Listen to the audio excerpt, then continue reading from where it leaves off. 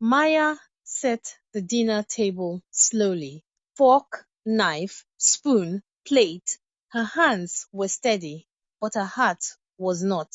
She had known since morning. Since the moment she opened Daniel's laptop to print a recipe and saw the messages sitting right there on the screen, open, careless, like he didn't even bother to hide them anymore. She read every word. Then she closed the laptop, walked to the kitchen, and started cooking pepper soup like nothing happened. That was Maya, always holding things together, always smiling through the fire. Her mother, Grace, sat in the living room watching the evening news. Grace was a tall, quiet woman with sharp eyes that missed nothing. She had driven 4 hours to visit, suitcase packed with chin-chin, zobo drink, and all the love a mother carries when she hasn't seen her daughter in 2 years. From the moment Grace arrived, she watched. She watched how Daniel walked past Maya without saying hello. She watched how he changed the channel without asking. She watched how Maya laughed a little too quickly at his jokes, like she was trying to keep the peace before a war nobody had declared yet. Grace said nothing. She just watched. Dinner was ready by 7. Pepper soup, fried plantain, white rice, Daniel's favorites. He came downstairs in a good mood, which made everything worse. He was laughing at something on his phone, sitting down at the table like a king returning to his throne. This smells good, he said, not looking at Maya. Maya said, "Thank you," and sat down. Grace sat across from them, folding her hands, watching her daughter's face. They ate in silence for a while. The only sounds were spoons hitting bowls and the ceiling fan turning slowly above them. Then Daniel said it. "Oh, by the way, next week is not going to work for me anymore. The Abuja trip. I have something coming up at work." He said it casually, the way you cancel a pizza order, like it was nothing. But it was not nothing. That trip was the only thing Maya had held on to for 3 months. She had packed her bag already. She had told her friend.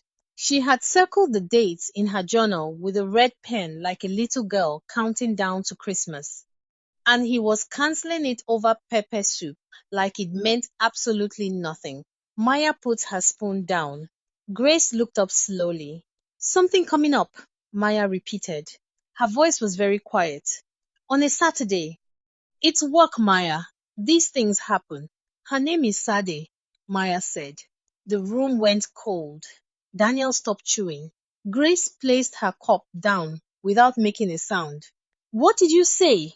Daniel asked. "I saw the messages." Maya's voice did not shake. That was the most frightening part. She was not crying. She was not screaming. She was just talking, the way a doctor talks when they are telling you something they have been dreading. "I saw everything, the voice notes, the photos, the part where you told her you married the wrong woman." Daniel pushed back from the table. "Maya, this is not the time. You told her you were going to leave me after Christmas." Maya, "You called me boring, Daniel." Her voice cracked for the first time, just slightly. "You told her I was boring." Daniel stood up. "I'm not doing this in front of your mother." He said it with so much confidence, so much authority, like he still had the right to control the room, like he was the one who had been wronged. And that was the moment something broke inside Maya.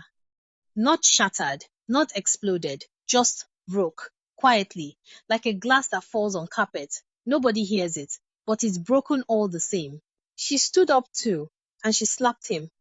Not a movie slap, not a dramatic slow motion telenovela slap, a real one, firm, loud, the kind that comes from a place so deep inside you that your hand moves before your brain even gives the order.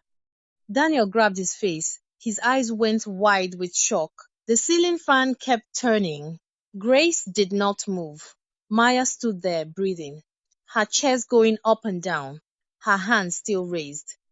She looked at Daniel the way you look at a stranger, like she was seeing him clearly for the very first time and did not recognize what she found. "Get out of my dining room," she said. Daniel opened his mouth.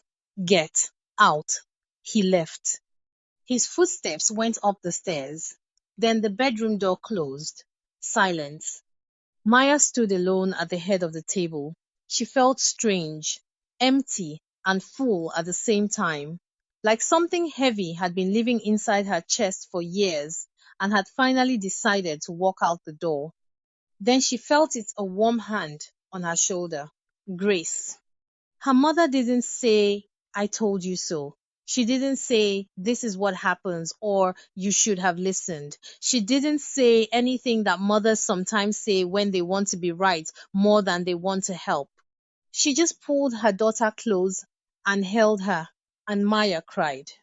Not the polite kind of crying, the ugly, loud, from the stomach kind, the kind she had been swallowing for 5 years.